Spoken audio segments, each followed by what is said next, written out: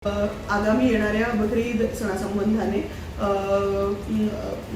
Police Thane तहसील हद्द अंतर्गत येणाऱ्या मोमीनपुरा तसेच सर्व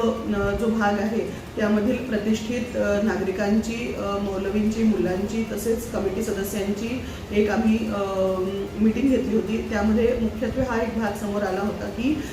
जेव्हा बकरी ईदची कुर्बानी दिल्या जाते आणि त्याच्यानंतर जो वेस्ट मटेरियलचा पार्ट असतो जो मनपाद्वारे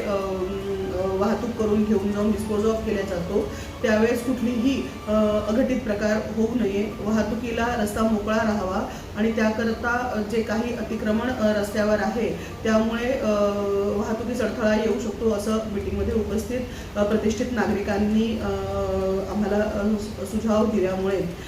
मनपा प्रशासन, पोलीस प्रशासन आणि ट्रॅफिक विभागाद्वारे एकत्रित संयुक्त कारवाई करून मार्गावरील जे अनावश्यक किंवा अतिक्रमण करण्यात आलेलं होतं ते काढून रस्ता मोकळा करण्याचं आज रोजी काम करण्यात आलेलं आहे।